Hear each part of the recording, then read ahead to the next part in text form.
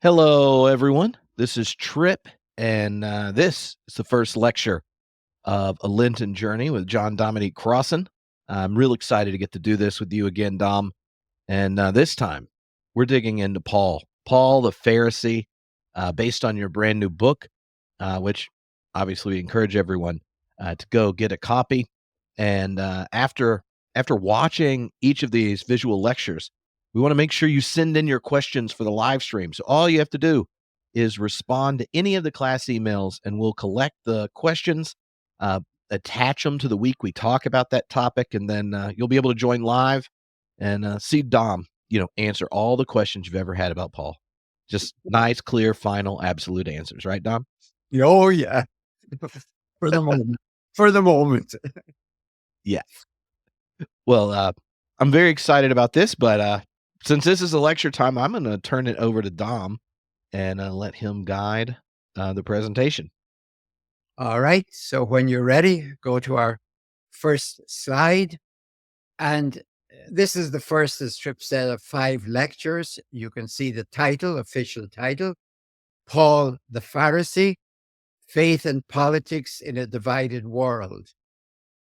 This is the sort of the iconic opening slide in all of them. So I'll say something, I hope, different about each of them. Take a look at that for the moment. There is a parabolic subtext, as I'm sure you know, to this. And the title of the parabolic subtext would be Easter with Paul. And the subtitle to that subtext is At a Time and in a Place of Autocracy. So just a word about this slide, since you'll be seeing it to begin each of the lectures. You can see we move from left to right, from marble to bronze to mosaic. On the left, you have Caesar the Augustus Sebastus. That's from the Hermitage Museum in St. Petersburg in Russia. And in the middle, well, let's go to the right side. That's in mosaic, as I said, from Hagia Sophia in Istanbul. It was a cathedral, then it was a mosque, then it was a museum, and it's now a mosque again. And I would be very grateful and say it very publicly for Sarah for those cutouts. Anytime you see fancy cutout, that's not me. That's Sarah at work. So those 3 cases. The one in the middle, which looks as big, is just almost 4 inches, barely 4 inches tall, that tiny one of Paul. And it's from Sardinia, Cagliari in Sardinia, island off the west coast of Italy, as you know. And it looks like it was the grip for a lamp. So this is the 4th century, a Christian family, obviously. No big deal about Paul. He's there, very much Paul. He's got a left hand holding the scroll, his right hand waving goodbye to Caesar, as it were, and 4 inches. So he's tiny compared to the others.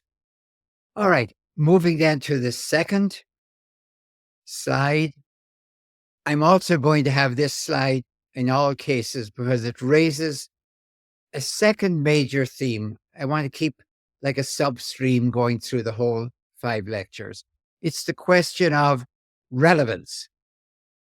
And I ask you to trust me that I don't feel, oh, Paul's in the New Testament, I got to get this guy relevant because he's there. If I thought Paul was irrelevant or anti-relevant, I'd say it loud and clear. But the question I'm asking, and it's only half funny, why is most of the New Testament afraid of this big bad Paul? And I really mean that. And the answer is going to be that Paul's a radical and the New Testament is trying to be liberal. And liberalism very often is inadequate when faced with radical solutions. So here's what I think about Paul, but this has to be worked out. It's just kind of a thesis at the moment. His 1st century challenge, his 21st century relevance, is socio-political for humanity's evolution, not just religio-theological for Christianity's religion. And even as I say that, I don't like the dichotomy, as if somebody would say, oh, so it's all just social and political. It's the two sides of the same coin. And as you know, we can never see the two sides of the same coin. So we're not good at getting any two things that must be held together. So again and again, in the second slide, I'm going to be talking about relevance. So then moving into today's material, first visual class, then Paul and Thecla. By the way, if you like to count, I noticed in that Paul is holding 10 scrolls. So I don't know whether that's sheer randomness or it means something. Could mean he's left out the pastorals. It could mean he just has all the doubles as one. Anyway, it's a lovely image from Romania. Okay, Paul and Thecla.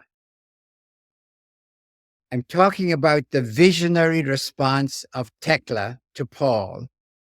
But the big question is, which Paul?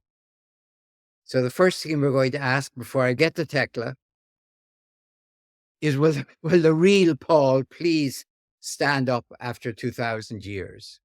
So that moving to the first slide, next slide for the discussion.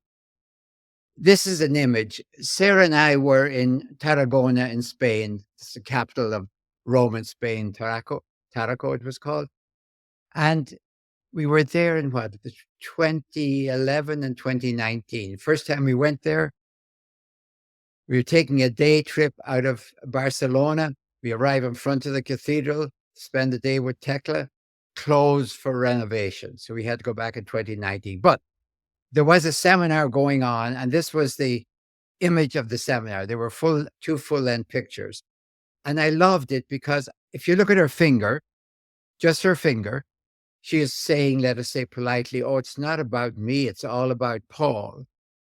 But if you look at her eyes, I think she's saying, this guy? Watch out for this guy. Who is this guy? So we took a picture of it just for the dichotomy between her eyes and her fingers. In any case, then moving on to the next slide. All right. The problem, the first half of this lecture is going to be the polemical rejection of Paul. And I'm saying that started within the New Testament itself, started immediately. It's not something that a lot of modern people feel about, oh, Paul, no, Jesus, yes, Paul, no. It starts within the New Testament and continues off and on for 2,000 years. And I hope we might cauterize it a little bit, at least in these lectures. Watch the imagery. They're very carefully chosen of a combined picture of Peter, you see him to the left, and Paul, you always know him because he's kind of shown bald out of the acts of Paul. Watch this image and ask yourself, why of everyone, except maybe Mary and Elizabeth, why do these guys have to embrace one another? No, I don't know if there's any other two males in the New Testament that they found necessary. Say, oh, these guys are all lovely together. They're all embracing. So watch for this, because I'm talking now, first of all, about the polemical rejection of Paul, how it takes place within the New Testament and within a matrix of the first couple of hundred years. So it's a process. So if I'm arguing to see it in any given text, I'm seeing it within a wider matrix. That's the validity of the whole thing. Moving to the next slide.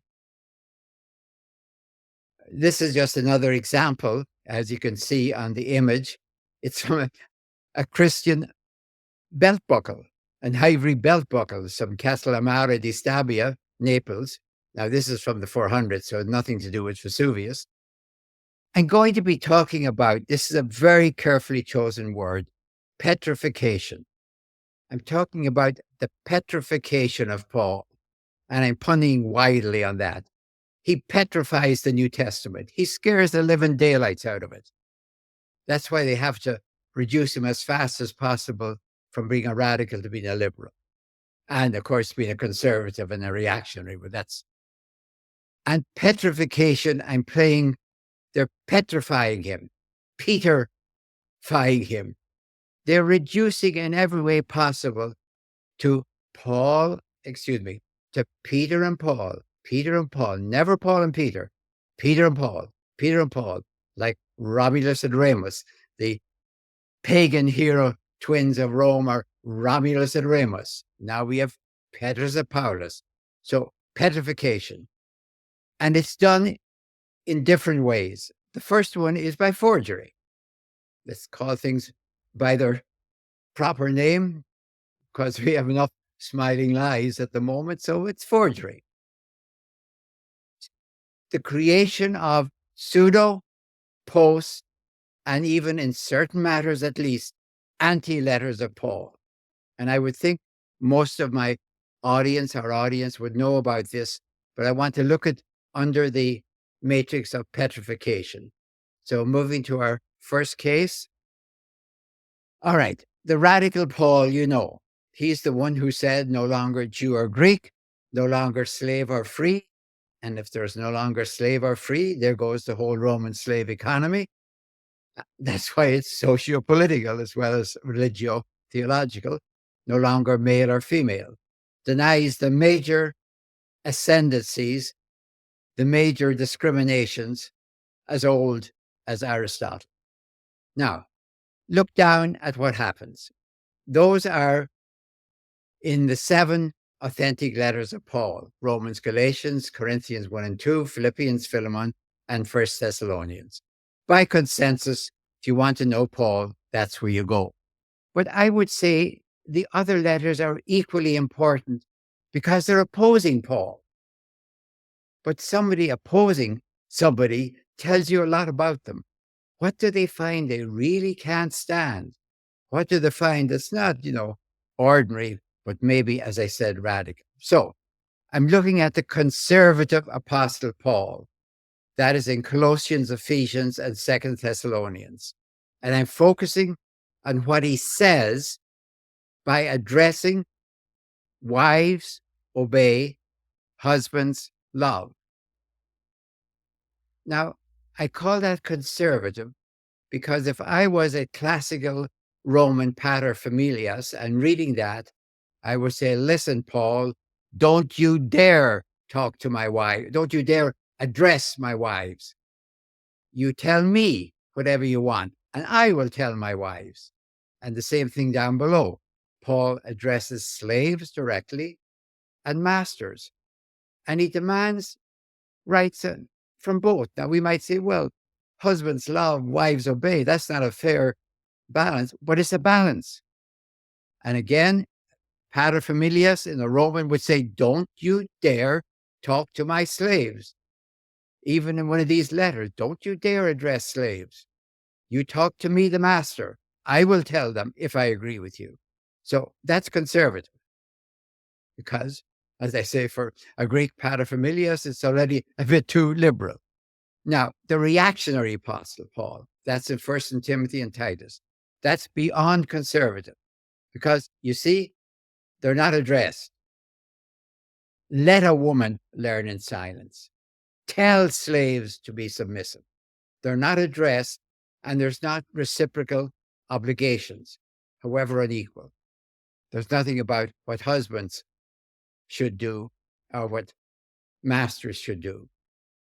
Move over then to the conservative apostle, Peter.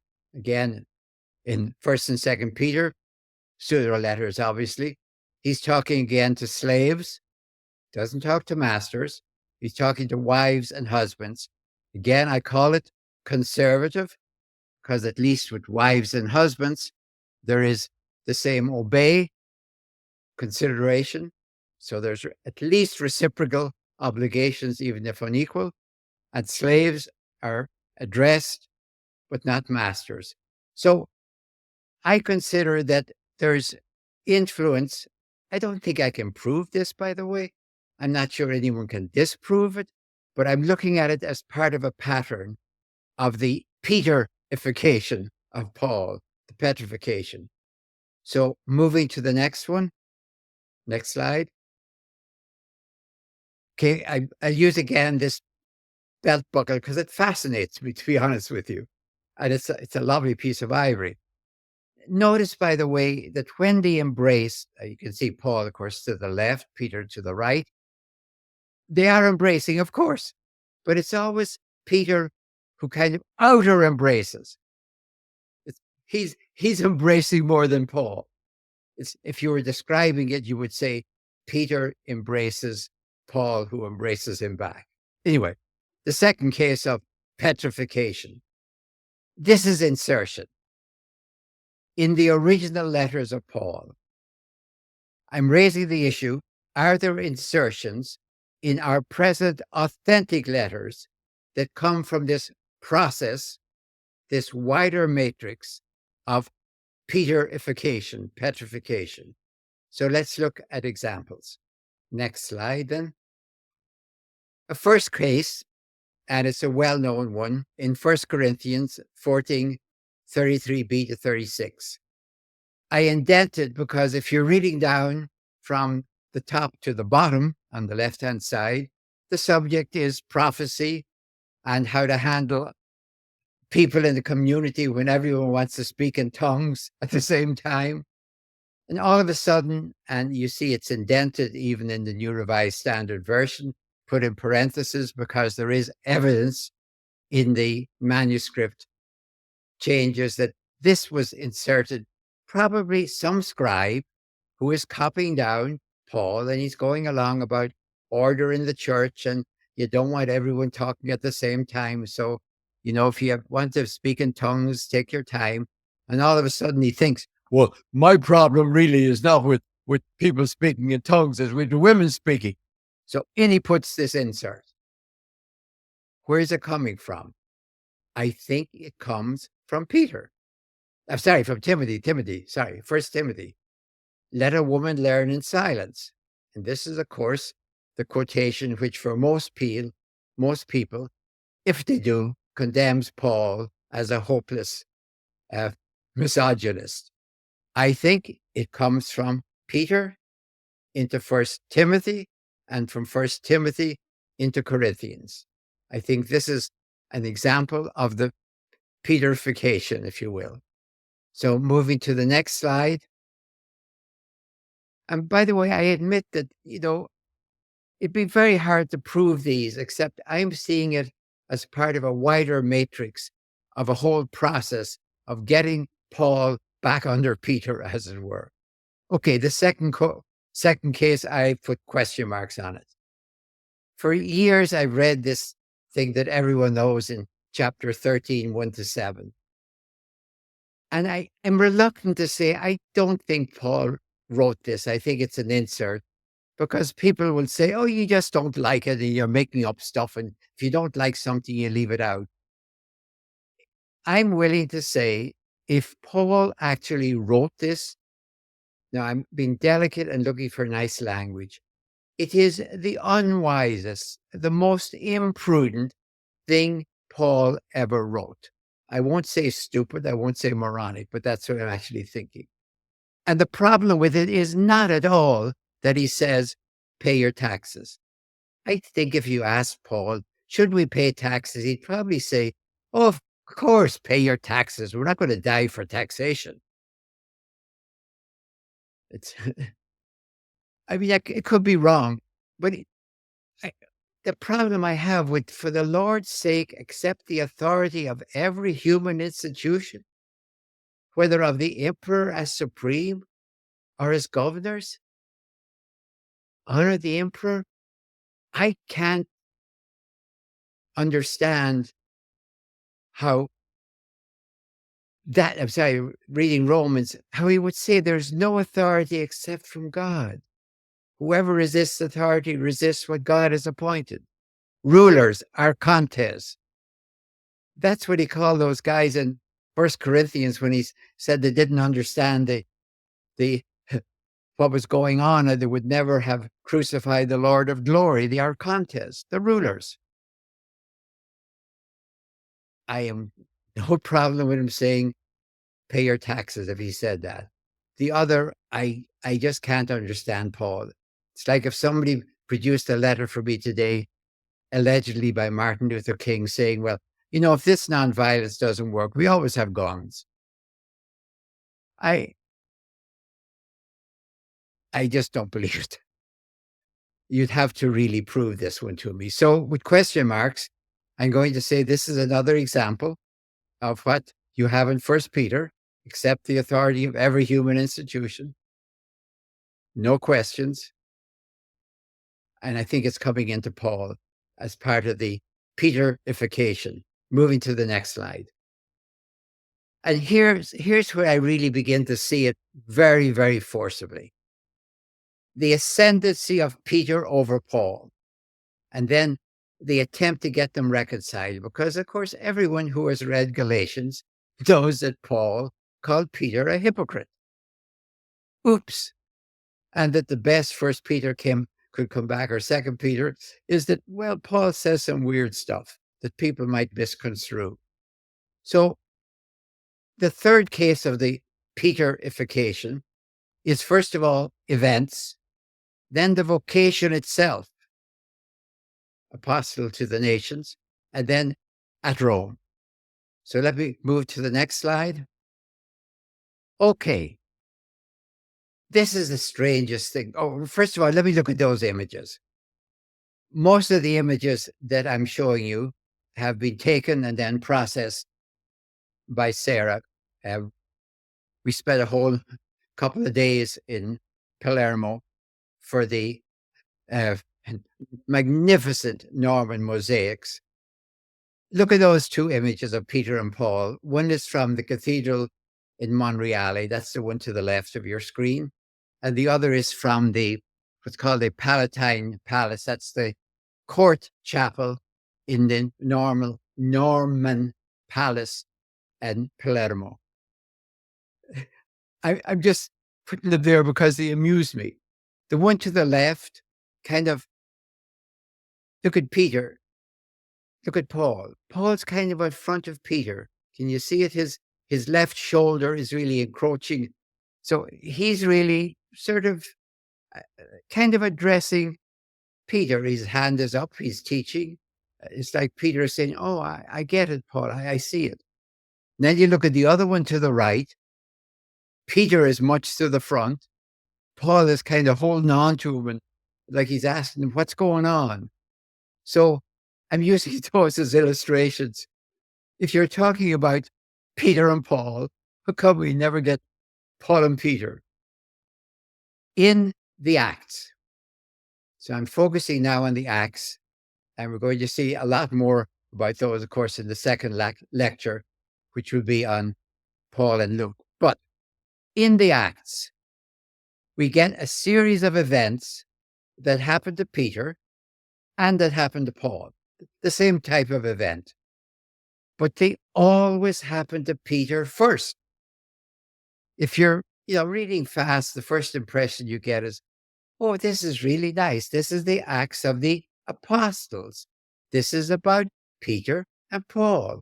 They both kind of go through the same things. Isn't this lovely? And then you read closer. So Peter gets to preach to the Jews. So does Paul. But Peter does it in chapter 2, Paul in chapter 13. Peter gets the Gentile sermons, chapter 10. So does Paul, of course. Chapter 17. Both heal layman. Peter in 3, Paul in 14. Both exorcise a demon. Peter in 5, Paul in 16. Both escape miraculously from prison. Peter in 5, Paul in 16. Both get to defeat a magician, so-called magician. Peter in 8, Paul in 13. And then, of course, each gets to raise a dead person, kind of the grand finale. Peter does it in 9, Paul does it in 20. In every case, Paul comes along as the Johnny-come-lately. Now, again, if you just looked at that, you could easily argue, no, they're just balancing. This is the Acts of the Apostles, Peter and Paul, and Paul, comes later, whatever. I'm looking at it within the matrix. And then moving to the next slide, the ascendancy in vocation. Now, here's what's at issue. And in one way, I rest my whole case here. Who is the apostle to the nations? Never quite certain how to translate ethne. I said Gentiles in the book Paul the Pharisee. If I could go back and rewrite it, I'd take out Gentiles and put in nations. Then I'd probably take out nations and put in peoples, ethne. It's kind of the world. I mean, they kind of knew that Jews were a nation too and a people. Anyway, this is from the Bible of St. Paul Outside the Walls from about the 9th century. And it's basically the core history of Paul. Now watch what they have, reading from the top to the bottom. To the left of the top, Paul receives authority from the high priest in Jerusalem. Now notice that, please. His heresy hunting, shall we say, his work as a prosecutor begins in Jerusalem. And he's so good there that they send him to Damascus. That's going to become a problem when we read that Paul says Christians in Jerusalem didn't even know who he was. They just heard about him. You always know your persecutors. All right, the second thing, he's blinded on the road to Damascus. Blinded. If you're blinded, you don't see. Then blinded Paul, moving down to the intermediate one. He's led by the hand into Damascus, so he's still blind. He has to be led by the hand. And then if you move over to the right side, you have Ananias's dream mandate. Go to Paul, and they put in the very center, it was sort of out of the textual continuation. He's healed by Ananias, and he sees. Again, he was blind until he was baptized. Now, that's a lovely model for any would-be Christian. You are blind until you are baptized. It's a lovely model, but it wipes out Paul because Paul saw nothing on the road to Damascus. My problem with the road to Damascus is not at all the drama or the theatrics. That is simply poetic license. If Paul is going from A to B geographically, and he's converted somehow in the process, that's fine. It's the blindness we're talking about. It's the blindness. Okay, now down at the very bottom, another problem to the left of the bottom scene, this little, it's like a comic strip almost. Paul preaches and confounds the Jews of Damascus. Wait a minute. What's he doing preaching to Jews? And then because he does that, he barely escapes murderous Jews in Damascus. And then you see him down in the corner, leaving Damascus after his basket case and exit strategy. He leaves Damascus for Jerusalem. So hold on to that for a moment. That is somebody in the 9th century who wants to say, here's Paul on one page. And the central one, in the very center of the whole thing, is his blindness is healed by baptism. So moving to the next slide, and then kind of moving deeper and deeper into the problem. Look at this lovely mosaic, again, from the Cathedral of way up high there. It was so hard to get a good shot of it. Look at it. Paul is flat on the ground. He's blinded. You can't see unless his eyes in the back of his head. So Jesus Christ, I always love when they put these names and illustrations and explanations on this, because the Christian elite scholars used to say, well, we understand texts, but in churches, we have to have pictures for the ignorant.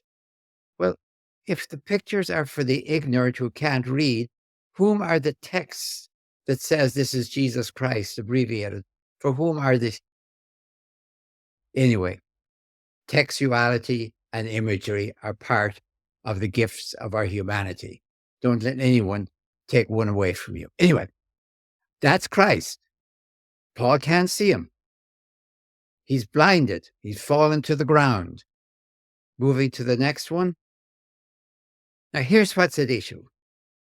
It's an issue of the dignity of Paul, the authority of Paul, and the integrity of Paul. Paul knows he didn't walk around Galilee with Jesus like Peter did.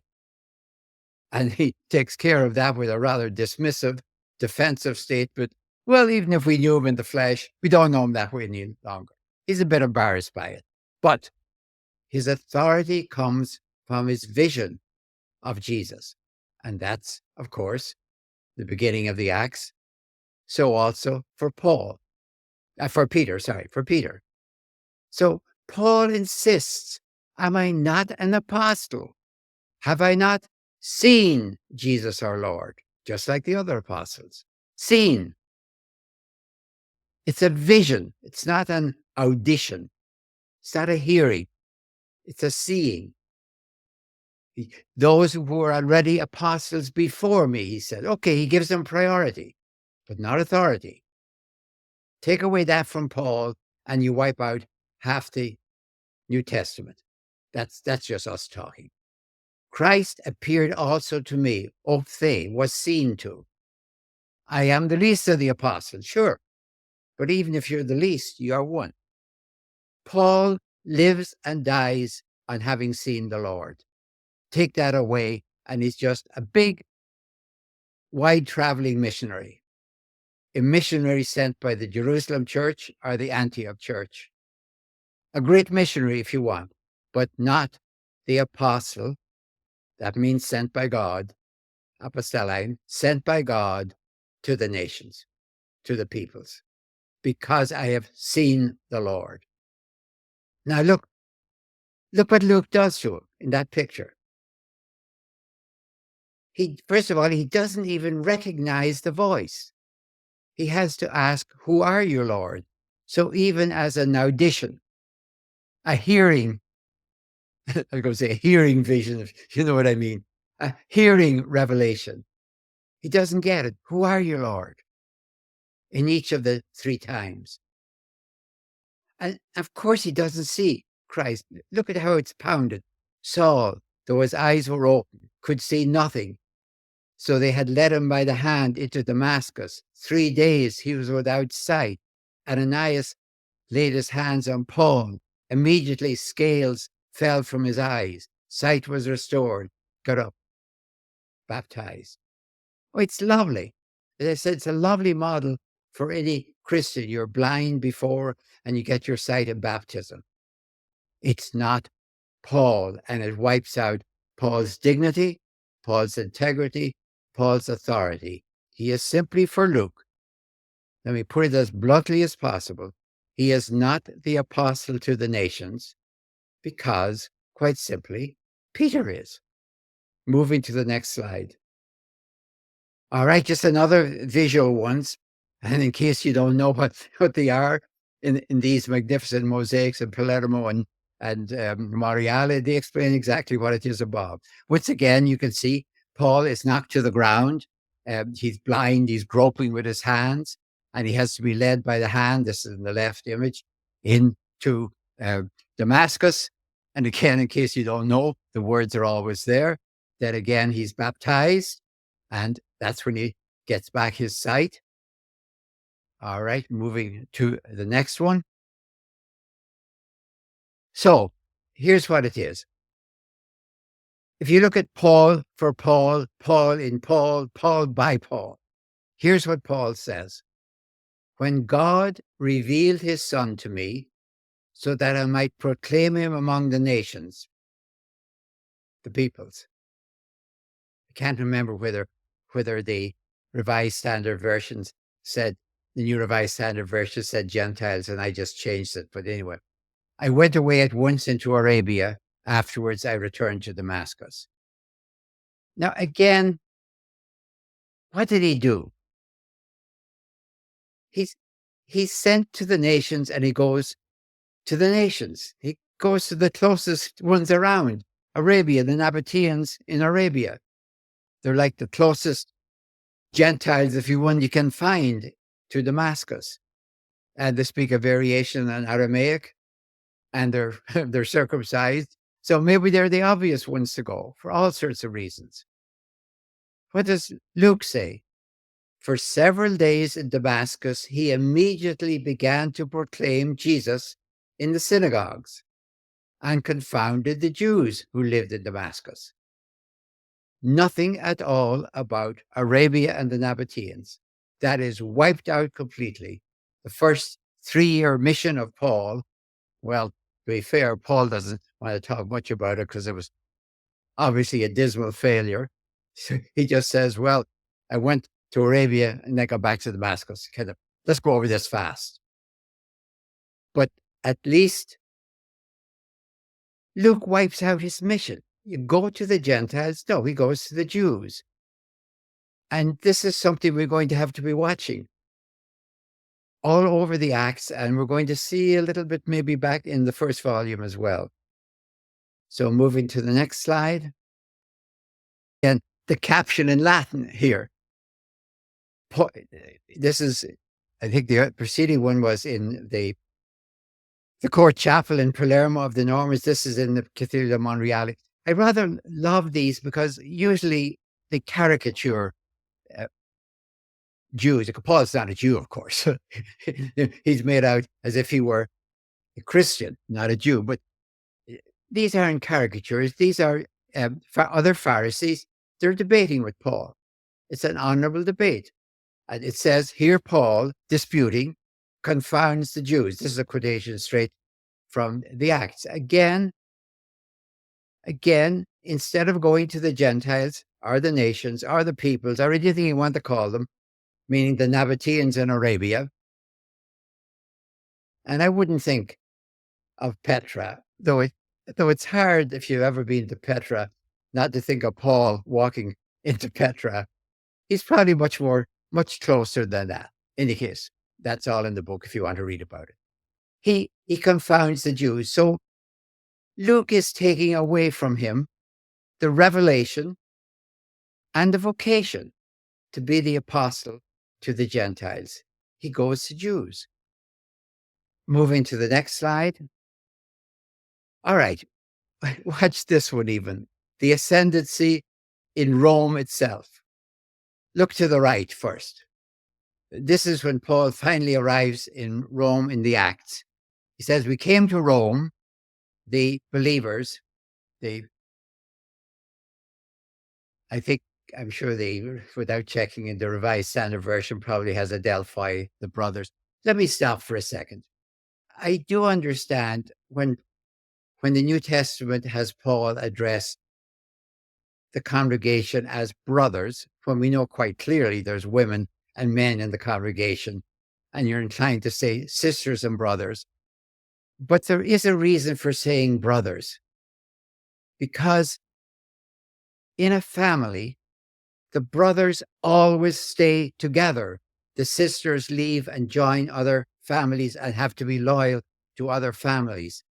If Paul is addressing a congregation, when he sees quite clearly there's women and men in the congregation, and maybe more women than men, when he calls them Adelphi, he's not being misogynistic or anything else.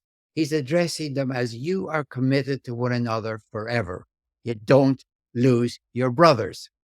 You do lose your sisters. They go different ways. So at least understand why he's stuck with Adelphi. And don't just call it brothers or believers. We have to committed ones, or at least understand the sociology behind the. Okay, back from that little rant or vent. The believers, that's the New Revised Standard Version, came as far as the Forum of Appius and the Three Taverns. So they came out to way stations coming into Rome or leaving Rome to meet him.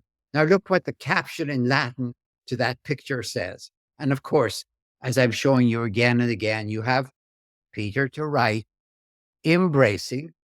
Paul's under embracing. Peter is over embracing. And the caption says, When Paul arrives in Rome, Peter and a few Christians meet him out at the Forum of Appius and the Three Taverns. Seeing them, Paul thanked God and took courage.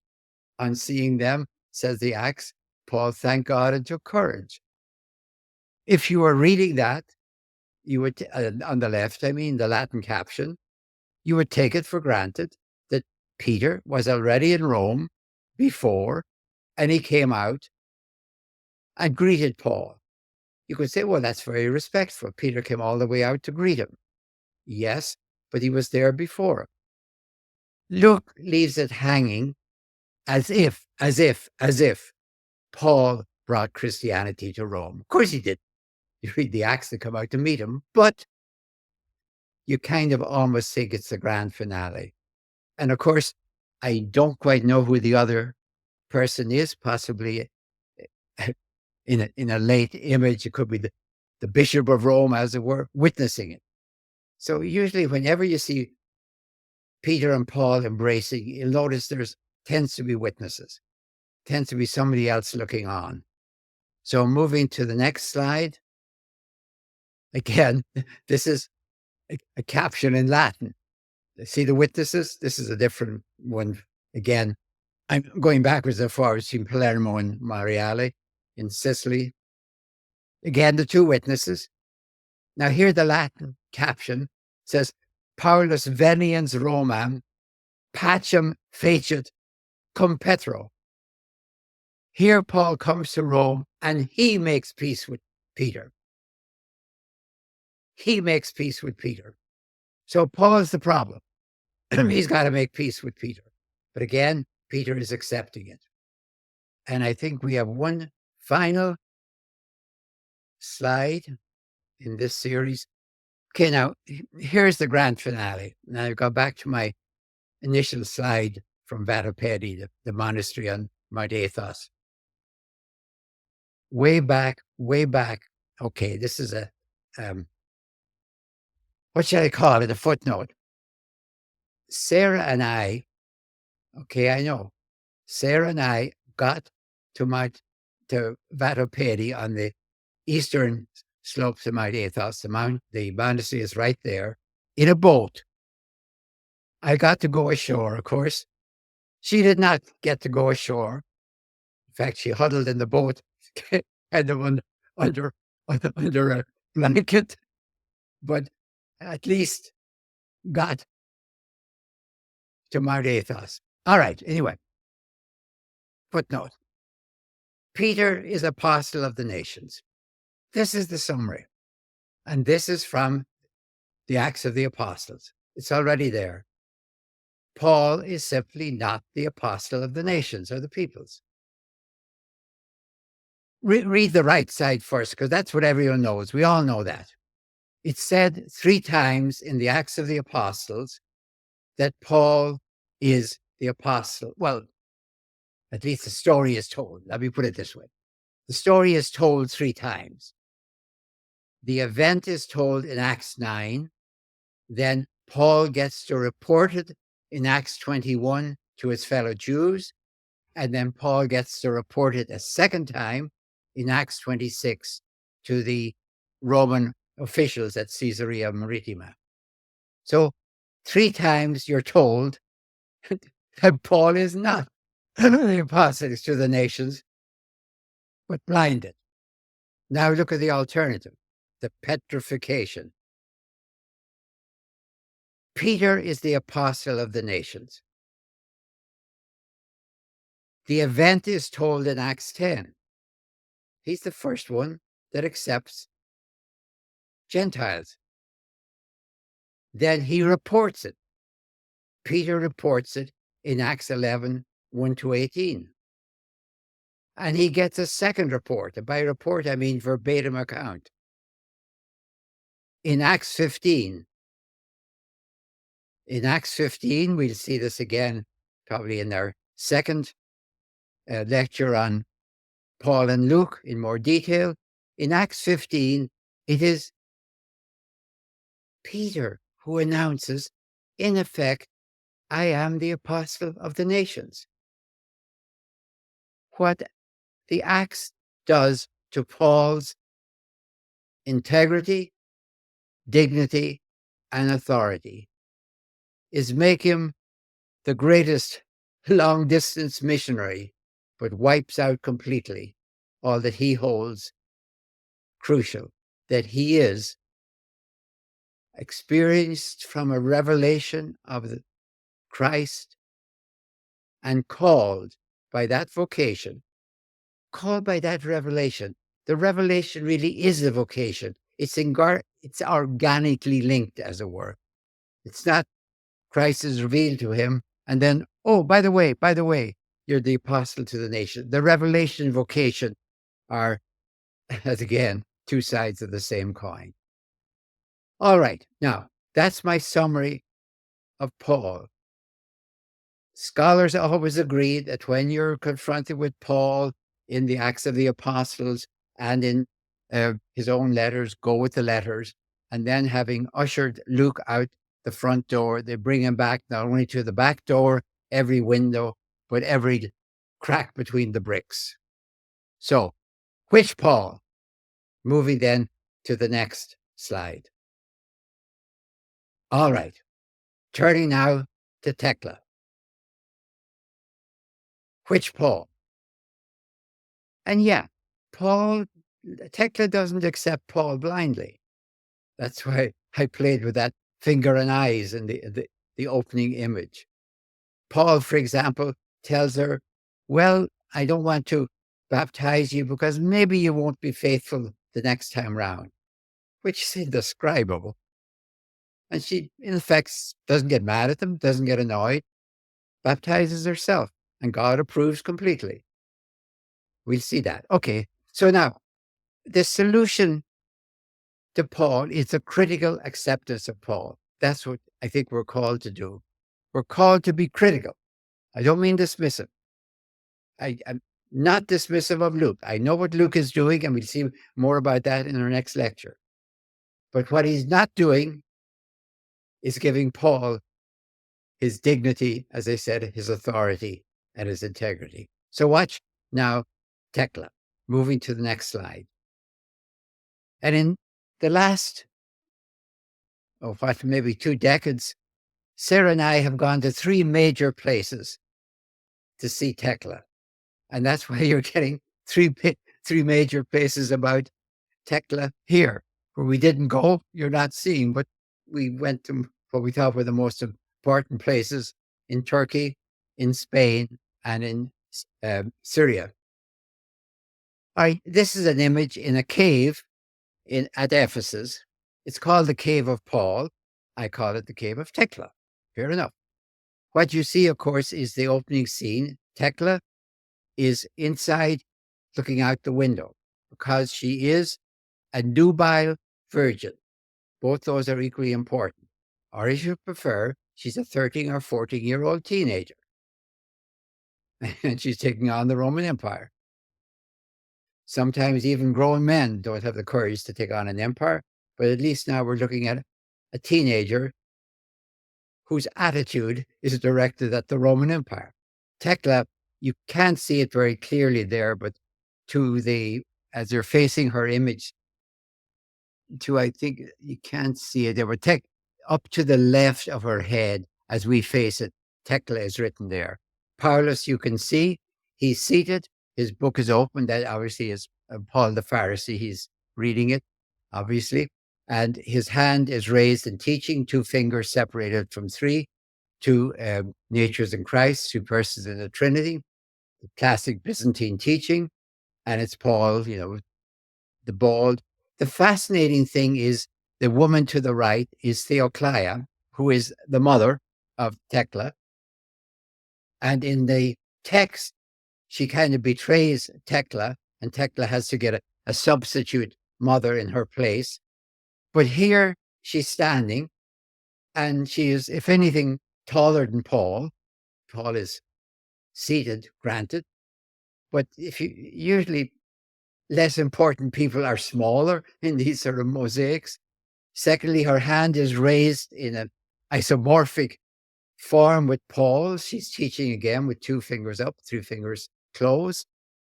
And somebody has vandalized both her teaching hand and her eyes. Now, it's not just iconoclasm, because Thecla's eyes are fine and Paul's eyes are fine and Paul's hand is fine.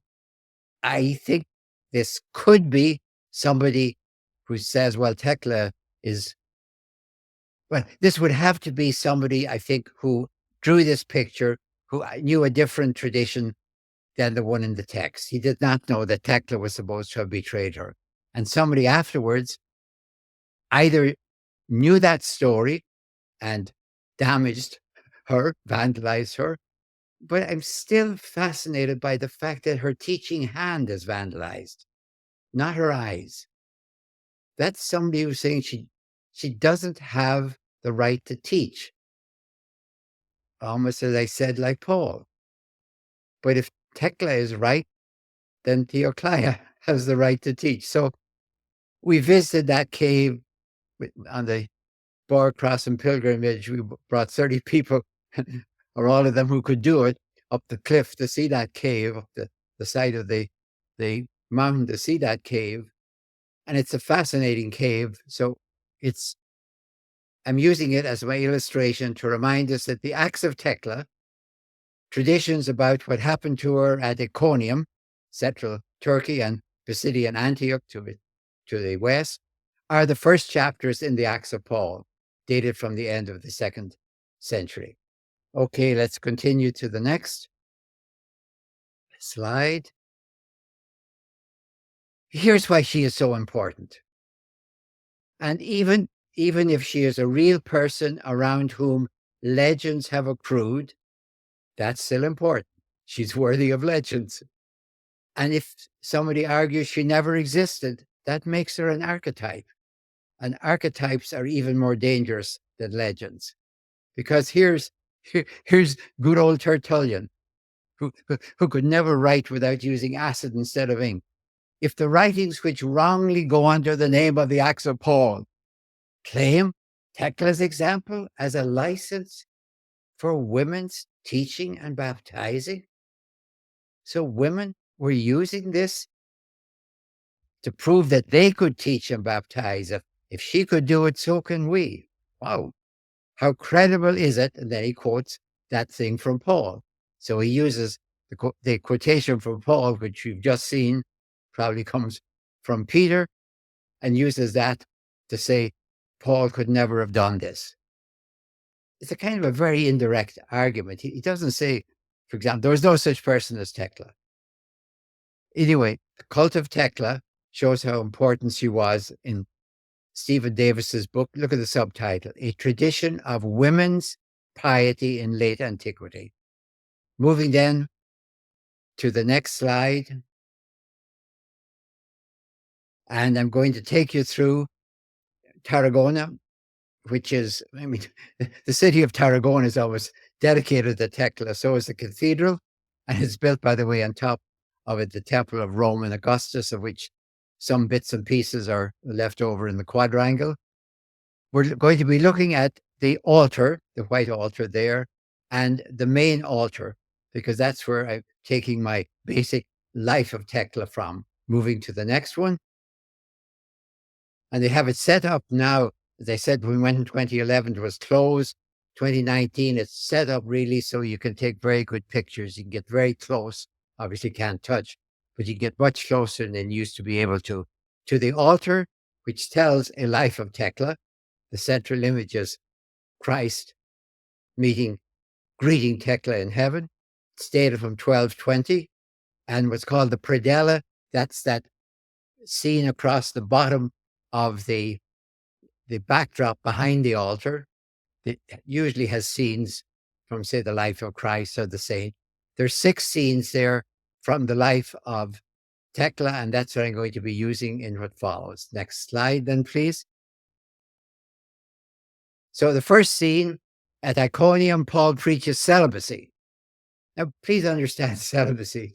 This is a 30-year-old teenager saying, I will not be passed from the power of my father to the power of a husband. So it's not a domestic tiff. This is a subversion of the sociopolitics of the Roman Empire. This is not the way it works. If women can do this sort of thing, then there goes male superiority, control, and all the rest of the stuff. So none of this is a domestic dispute. This is social subversion, and it's conducted by a teenager who is a nubile virgin. She's not a widow. She's not a married person. She is a teenager. She's probably 13 or 14. So she's up there at the right. She's listening to Paul. You can see she has the halo. And we'll see eventually that her would-be fiance, well, her fiance or her would-be husband is pulling her away. And I love the fact that over on the left-hand side in Spain, 14th century Spain, you have a Moor as well. So moving to the next slide, which is a close-up of this one, just so you can see it more clearly. You see the hands of her would-be husband, Damaris. They're kind of pulling her. He's kind of yanking her away from Paul. You see his hands around her waist, pulling her away. Now, notice again the halo. And then moving to the next slide, this is the first scene. And the second one, as I've said, she's accused of social subversion, not domestic attitude, by Tamiris, that's her would-be husband. And she's condemned to death in the arena by fire. And then God intervenes, sends miraculous hail to stop the fire from destroying her. Going to the next slide, which is a close-up of this one. As you can see, Sarah got very good slides here because we were able to get very close to the images. You can see the fires are those streamy things, slightly brownish, and then the hailstones are the little pebbles in between. And moving to the next one. And you could almost imagine, the perils of Thecla, a series on television every Monday night or something. She goes to a different city and somebody wants to marry her, and she's acting her subversion of the Roman system of domination of the male over the female, and she escapes. Again, she ends up in the arena and she escapes. But this one is classic. It should stop us cold. It's at Pisidian Antioch, a place where Paul was, of course. Thecla is condemned to beasts. I think it's bears and lions, but she's protected against a lion by a lioness. I mean, this is as subtle as a kick in a certain part of one's anatomy. The lion, this is not feminism, this is femalism. Even the lionesses are on her side. The female lions are on her side against the male lions. So the audience too splits according to gender. It's not like Christians against pagans. It's females against males. And in that picture above of the ones looking down, as you can see the close-up in the next slide, as far as I can see, all the women are to the left and the men are to the right. So the split is there already because the women cried out, the women, not the Christians, the women cried out, a nymphious sentence has been passed in the city to cry out against the legate. Some threw sweet-smelling herbs, nard, cassia, perfumes, and the wild beasts got so confused by the smell they could not touch her. So there's a split right down through the arena and into the animals of females against males. Again, I find it the most unsubtle statement against male superiority in the entire early Christian tradition. Moving to the next one. So remember I said Paul refused to baptize Thecla lest she defect next time, which is terribly, terribly dishonorable. So she baptizes herself. She jumps into a vat, which is there with kind of animals that could harm you, I suppose eels or something like that. And she is unharmed by these lethal water creatures. which means divine approval. God approves her baptizing herself because the animals are not allowed to hurt her. And the people, the women, sorry, the people, the women, I should have said, not the people, all cry out because they think she's drowning herself. So that's continued even to this scene. A close up, moving to the next slide, a close up of the herself. And again, she's always stressed. She's unveiled. That means she's not married. You see, the woman to the right would be veiled. They're matrons. So it's insisted throughout here that it's a question of her celibacy. So that's why I keep insisting she's nubile, a virgin, but by age probably 13 or 14. All right, moving to the next one. And this is again rather horribly not subtle. She refuses a second would-be suitor, Alexander, and is condemned to be torn asunder, but her feet are tied to two wild bulls belonging to Alexander, and she's going to be pulled asunder as they'll run off in opposite directions, I suppose, different directions, and her bonds are loosed again by divine power. So you see the pattern. Again and again, a would-be suitor will bring her into the arena for social subversion. She will be saved by divine miraculous intervention. Close up the next slide again. Close up, you can see the guy with the bonds. He's got the cord in his mouth. He's tying her feet to the feet of the wild bulls.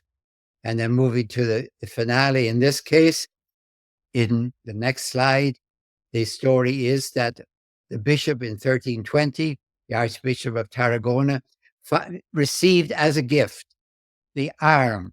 This is a time of relics, as you know, in the 14th century especially. The arm relic of St. Thecla, which was sent from her shrine at Seleucia, it's in Turkey, and it was then in the Armenian kingdom of Cilicia.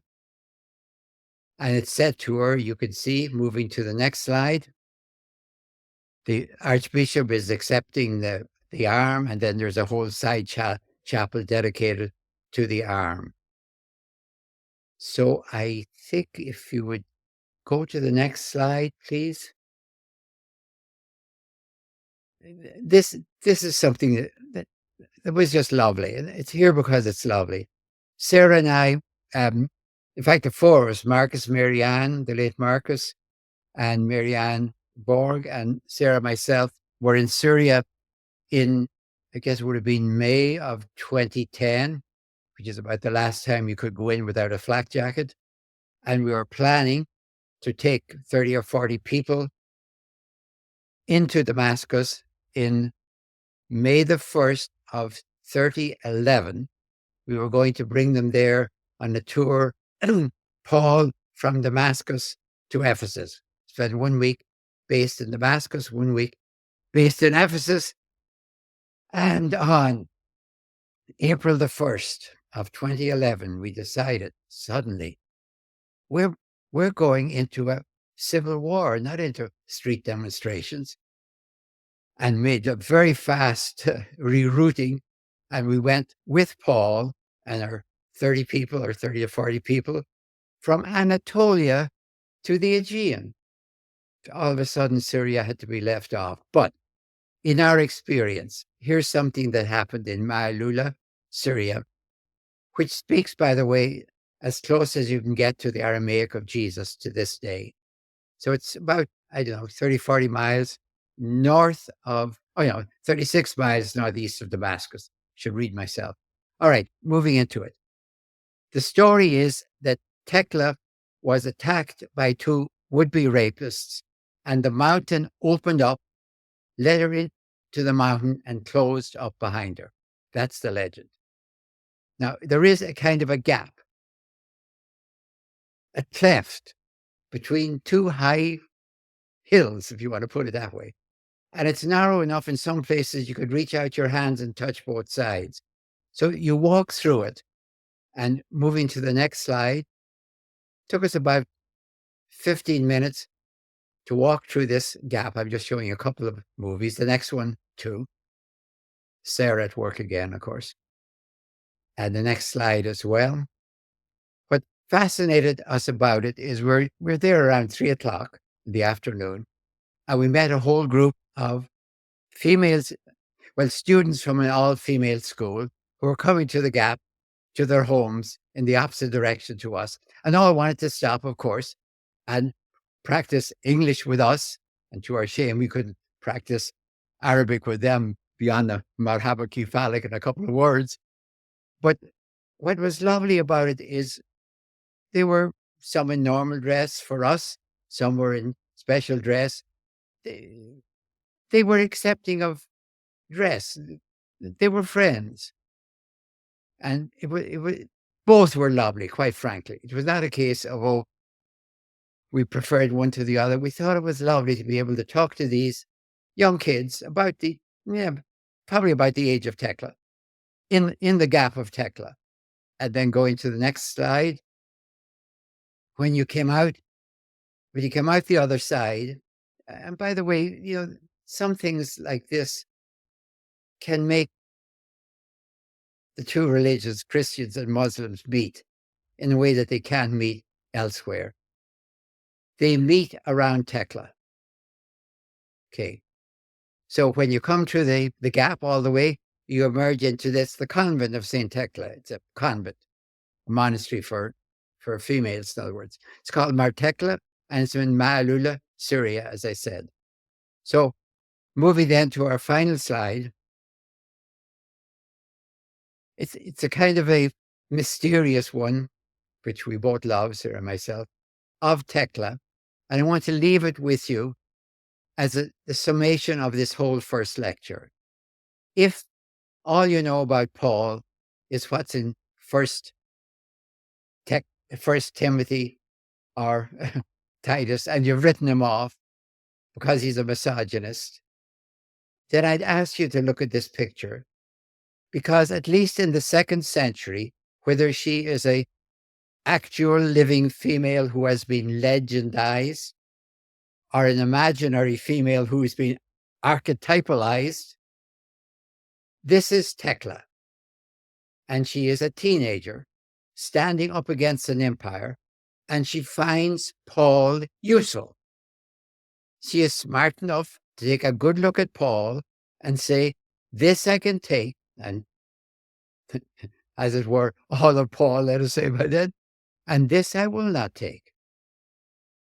And I think Thecla speaks to all women and to all men about how to read Paul with care and discrimination, and also how to be very careful with Luke, which is an introduction, by the way, to the next lecture, which is about Paul and Luke.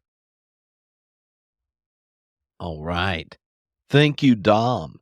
And remember, everyone that's part of this class, that you can send questions about Thecla and just what kind of radical message she internalized to be a female teenager resisting empire. Just respond to any of the class emails, and then we'll get to talk about it live with Dom. So we'll see you all next session.